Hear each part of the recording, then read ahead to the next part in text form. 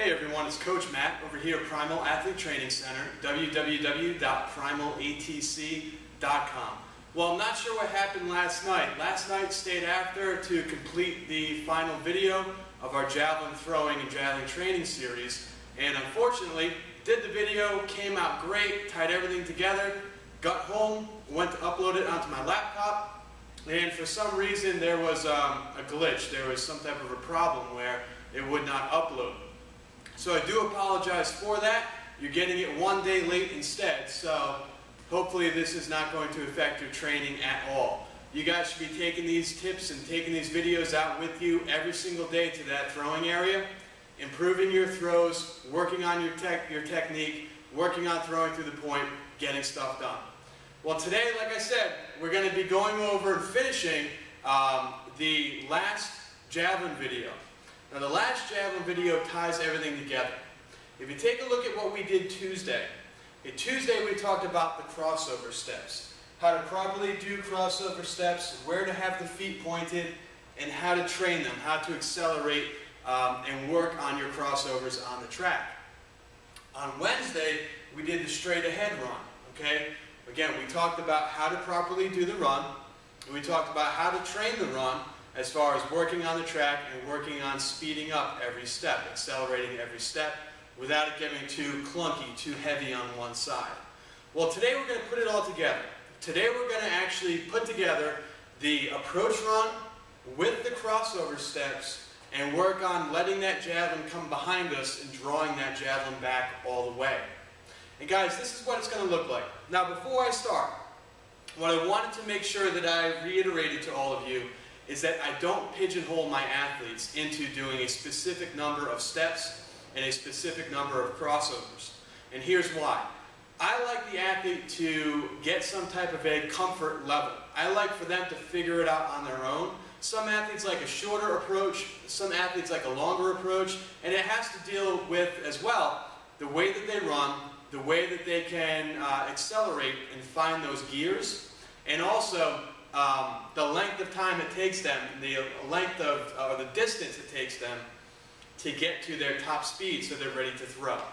So once they have their steps down, once they get an approximate idea, and they get a pretty good knowledge of how often or how long it takes them to do these steps, okay, how long it actually takes them to get to their full speed, how many steps that would be, then I start to coach, then I start to hone that technique and get it a lot better for them.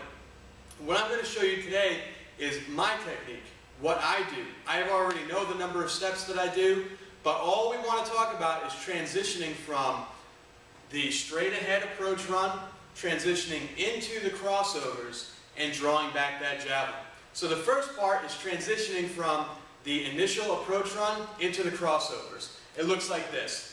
Now, when I do my steps, I always count my left foot hitting the ground as one step. In total, I do 8 steps before that final explosive push into the plant in the throw. So I start with lefts, and it looks like this. I'm going to do it nice and slow so you guys can see. We start with the left hand, with the left foot. So it's 1, 2, 3, 4, start my crossovers, 5, 6, 7, 8, and then I explode, I get airborne, and land, and plant, and throw. Okay? Let me show you that one more time. Watch out for when I start to transition into my crossovers. So it's 1, 2, 3, 4, first step, 1, 2, 3, 4, explode, plant, throw. Now hopefully what you noticed is that I'm a right-handed thrower, and after my 4th step, that's when I start to point my right foot out and start the crossovers, initiate the crossover movement. Now a lot of people, if they're right-handed, they'll start with the left foot. They'll turn their whole body and plant that left foot and then go into the crossover. And that feels normal because you're used to stepping and throwing, stepping on a pitcher's mound, throwing, stepping and throwing a football. You're used to that stepping and throwing motion. So when you go to step, you want to step with that right. I'm sorry, you want to step over the right with that left. Sorry, let me correct that. You want to step with the left. What happens, as you can see, is that as you're doing an approach run and you step with the left, you're taking that javelin and you're putting a weird kind of a hook shot. You're putting a backwards hooking motion onto that jab. And you never want to do that. Remember, the javelin is like an airplane taking off the ground. No turbulence is necessary. Turbulence is going to negatively affect the entire throw. No turbulence, nice and smooth. And how do you do it nice and smooth? As you're running, you want to start to lead and open up with that right foot. Okay? So I get to my fourth step, and then I step out, 5, step over. It's a much smoother way of doing it. It's not as cumbersome, it's not as clunky as turning back and letting the body turn. You just simply ease into the motion by leading with the right foot. Okay, once you have that down, then we have to work on drawing back the javelin. Now, I talked about this a little bit before.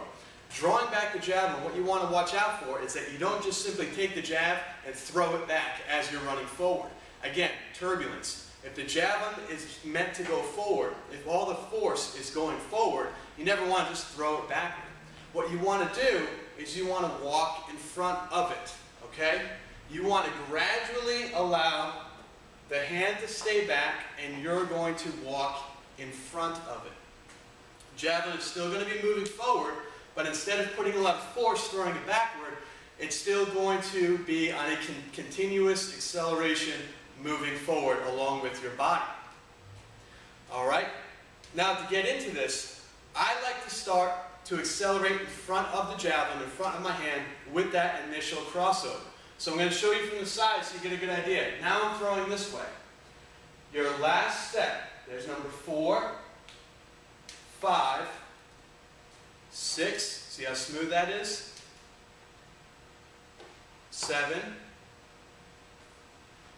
8, and now we're in, again, the position to explode, get off the ground, land, plant, and throw. Let me show you one more time. So my 4th step, as I step out with the right, I will start to leave the hand back. So there's 5, 6, 7, 8, and then I go into the full throw. Hopefully you guys get an idea of that. You're moving in front of the javelin instead of throwing the javelin backwards. Now guys, once you put all these steps together, you get to your full throw. Once you put everything together and you learn the timing and you teach yourself and you practice, you are going to have a more improved, smoother, longer throw. It's just the way it works. Practice makes perfect. Now, I know I'm going to get a lot of questions on this. People are going to say, I watched your video, I went out to the field, I'm not throwing 200 feet yet. Guess what? It doesn't happen that quickly, okay? The timing, the approach run, the crossover, learning how to accelerate, learning how to make it perfect takes years of practice.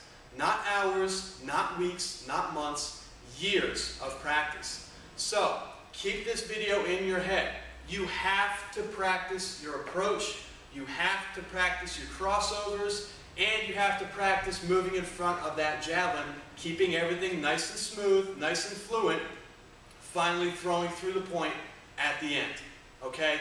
It takes a lot of practice. You are not going to get this in one day. It will take years for you to make this perfect technique, but you have to keep working on it. You have to be an accountable, committed, dedicated athlete, and you really have to be kind of a slave to this sport. You have to want it, you have to work hard for it, and it will happen for you.